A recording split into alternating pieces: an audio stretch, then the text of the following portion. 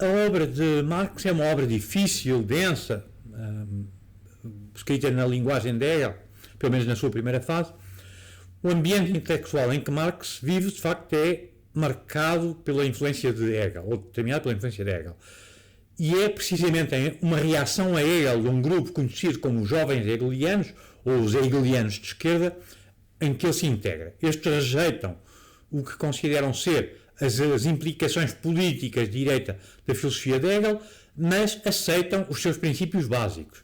O mais significativo dos críticos hegelianos é Feuerbach, que tenta transformar a metafísica idealista de Hegel para proceder a uma crítica da doutrina da religião e do Estado que este tinha defendido. Mas em vez do idealismo hegeliano, Feuerbach propõe uma visão do mundo completamente materialista. Grande parte da obra de Marx, ou pelo menos da obra que ele escreve até o início da década de 1840, revela o seu esforço por definir uma oposição própria em reação tanto a Hegel como a Feuerbach e aos outros jovens hegelianos. No ensaio sobre a questão judaica, em 1845, Marx começa a afastar-se claramente desses jovens hegelianos, particularmente de Bruno Bauer. Bruno Bauer tinha acabado de escrever contra a emancipação dos judeus a partir da ideia de que a religião judaica tinha que ser superada e tanto os judeus como os cristãos, ao perfilhar uma religião, era uma barreira à emancipação do proletariado.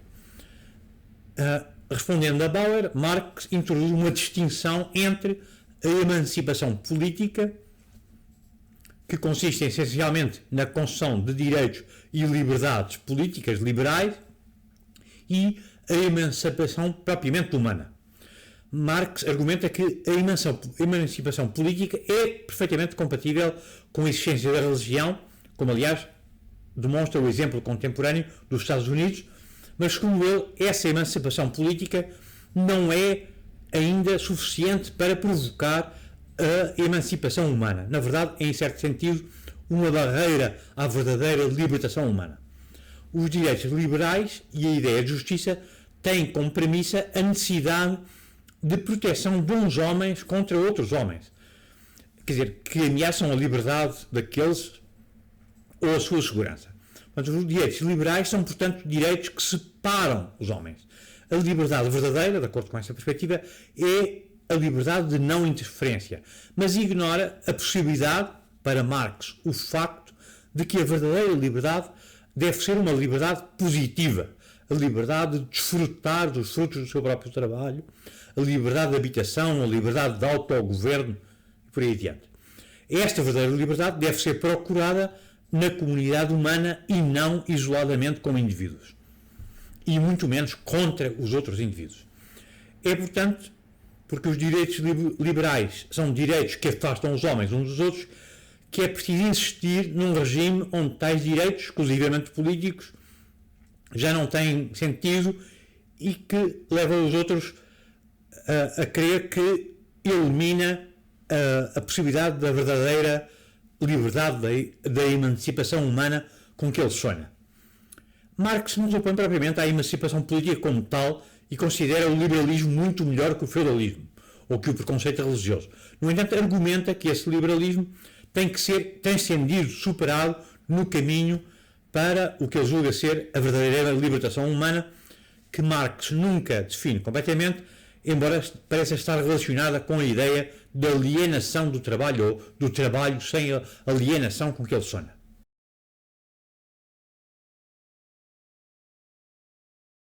Com efeito, para Marx, a alienação é o alheamento ou afastamento do povo da sua verdadeira essência, de maneira a lidar com a opressão em vigor na sociedade. Quer dizer, para as pessoas não se sentirem completamente infelizes, têm que afastar-se da sua verdadeira essência, e a ideia do trabalho sem alienação é explorada ou explicada melhor num outro trabalho publicado no mesmo ano, a contribuição para a filosofia de direitos de Hegel, e na introdução a essa obra, Marx faz a famosa observação de que a religião é o ópio do povo. Isto é um analgésico prejudicial que gera ilusões e afasta da verdadeira luta que o trabalhador deve empreender.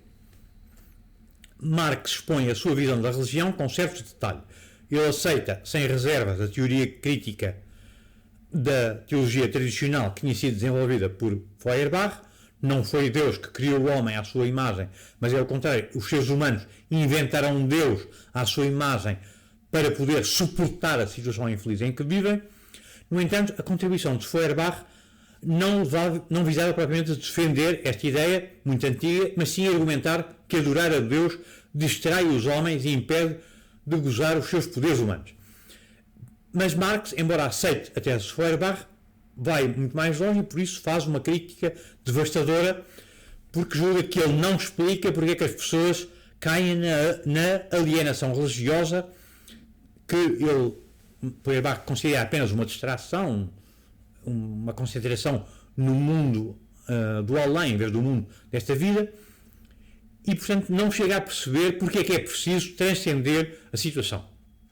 Feuerbach parece sugerir que a crença na religião é um erro intelectual que pode ser corrigido pela persuasão. Marx pensa pelo contrário, que a religião é uma resposta à alienação da vida material e portanto não pode ser eliminada até que a vida humana seja uma vida emancipada, completamente livre. O momento em que a religião não precisa ser perseguida nem eliminada politicamente, porque desaparecerá espontaneamente. A maneira como a vida material produz a religião não é totalmente clara, mas uma das causas parece ser que o trabalho aliena. E outra causa parece ser a necessidade que os seres humanos têm de existir em comunidade. O que torna a vida possível é a rede de relações sociais e económicas na qual estamos submergidos, e Marx parece argumentar que a existência da comunidade se reconhece por meio das suas instituições. A religião cria a falsa ideia de que existe uma verdadeira comunidade na qual todos são iguais aos olhos de Deus. Mas, diz ele, após a fragmentação do cristianismo com a reforma protestante, a religião não consegue já sequer com sucesso desempenhar esse papel de criação de uma falta comunidade de iguais.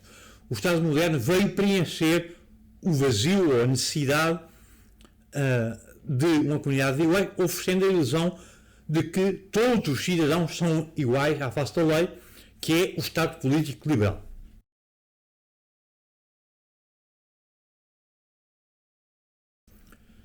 O Estado e a religião serão finalmente transcendidos ou ultrapassados quando for criada uma comunidade social e política genuína de iguais. Marx pondera também como a revolução pode ser bem sucedida na Alemanha e define o papel do proletariado e a emancipação da sociedade como um todo.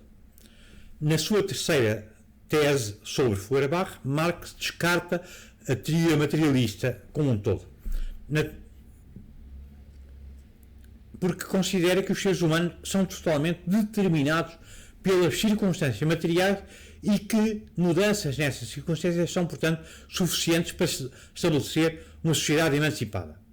Pois, como podem essas circunstâncias ser mudadas?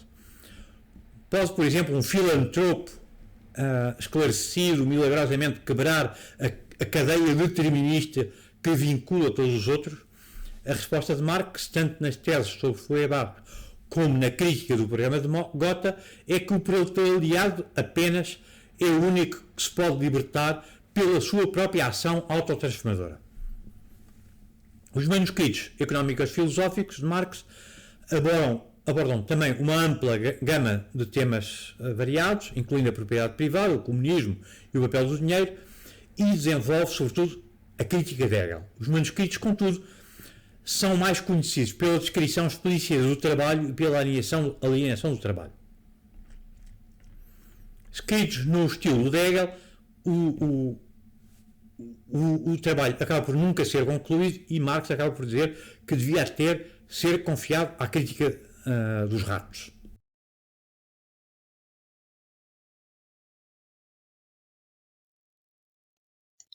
Então pode-nos parecer estranho dizer que Kant, que sempre defendeu a universalidade da moral, é ao mesmo tempo a pessoa que semeou a ideia de que tudo é histórico e de que tudo é variável. Mas com efeito ele foi a primeira pessoa não só a dizer que a humanidade está numa linha de progresso contínuo que caminha no sentido da educação universal e da paz, mas foi também a primeira pessoa a usar a expressão cultura no sentido moderno, não no sentido tradicional ou clássico, em que a cultura é aquilo que contribui para a elevação do espírito, teatro, a música, a literatura ou a pintura, mas é todo o ambiente mental em que vivemos, ou que vivem as diferentes culturas, diferentes civilizações. É precedido talvez por Vico, por Herder, mas ele é a primeira pessoa que cunha a expressão no sentido moderno. Isto não acontece por acaso. Nós hoje pensamos, e temos muita dificuldade em pensar de outra maneira, porque está entranhado até aos ossos, a ideia de que tudo é relativo ao tempo. Quer dizer, no sentido óbvio, isto é obviamente verdade. Quer dizer, os homens vivem num tempo e portanto, tudo o que lhes acontece nesse tempo. Vivem num lugar, ou num país, ou num ambiente, e, portanto, obviamente, tudo se passa nesse ambiente, nesse lugar e nesse país. Mas, quando falamos do historicismo, é porque se acrescenta uma ideia, na nossa ideia, uma ideia parecida, mas um bocadinho diferente. A ideia de que os homens são filhos do seu tempo. E, uma coisa que Kant nunca admitiria, a ideia de que não há nenhuma a verdade atemporal no que nos refere, não só aos indivíduos, como às sociedades no seu conjunto. Numa época, a escravatura ou a inferioridade da mulher eram evidentes, faziam parte da cultura. Hoje em dia não. Podemos dizer que a nossa cultura é superior às outras, mas não tem sentido censurar uma cultura diferente. Eles têm os seus valores, a sua visão do mundo, a sua Weltanschauung. E isso impediu-os, era uma espécie de venda que os impede de ver as coisas de outra maneira. Ora, eu devo dizer que creio que isto não é exatamente rigoroso. Sem microscópios, muito antes de haver possibilidade de examinar a estrutura da matéria, houve gente que imaginou que a matéria era feita de átomos. Aristóteles debate o problema da moralidade da escravatura, não o aceita de forma pacífica, discute-o, argumenta, e acaba por concluir que em certos casos justifica, e isso hoje ultraja-nos, mas a verdade é que o problema era, para ele, um problema. E Antifonte debate o problema da igualdade social, da igualdade radical entre os homens. Há interpretações diferentes da maneira como eles falam. Portanto, a verdade é que parece haver homens que têm capacidade de pensar para além da venda do seu tempo, de ultrapassar os preconceitos, até porque senão as coisas nunca mudavam. Mas se não somos mais radicais a pensar que tudo é relativo ao tempo, é porque nós justamente agora temos um sentido histórico. Achamos que a verdade sobre o homem não é o novo continente que o Colombo descobriu, não se encontra na América. Não, encontra-se no estudo da história. É a história que revela o mais íntimo do homem. O mais importante filósofo da história é provavelmente Hegel. Hegel vive entre 1760 e 1831, é um discípulo indireto de Kant. Hegel, no entanto, defende, na esteira de Kant, mas afastando-se decisivamente dele, que a história é um processo racional e razoável, mas defende que, além disso, culmina no estado racional. Para Hegel, o mundo é, ele próprio, toda uma totalidade consciente e o espírito coletivo age de acordo com uma dialética, um processo de autocriação por conciliação de contrários. De uma tese nasce a sua antítese, o seu contrário, e, por fim, uma síntese entre a tese e a antítese. Portanto, o processo não é um processo contínuo, é um processo que avança por saltos, com conflitos. Hegel diz mesmo que a história não é o palco da felicidade, os períodos da felicidade são páginas em brancas na história, mas que é pelo reconhecimento, pela consciência que as relações mudam. Por exemplo, o reconhecimento da relação entre o senhor e o escravo faz a relação mudar. Pela emergência do Estado conciliam-se o indivíduo, a família e a sociedade civil. A sociedade civil, pela primeira vez, na teoria de Hegel, é concebida como uma coisa diferente do regime político. Ao contrário de todos os antigos, mas também de Hobbes, Locke e Rousseau, uma coisa é a sociedade civil, que tem uma estrutura própria, uma espécie de organicidade, e outra coisa é o Estado, a autoridade política. E o Estado não é o que conforma a sociedade, não é uma espécie de organismo separado, uma burocracia à parte. Esta ideia é hoje a nossa ideia de Estado. Devemos-la a Hegel mais do que a Baudin ou os teóricos do Estado moderno.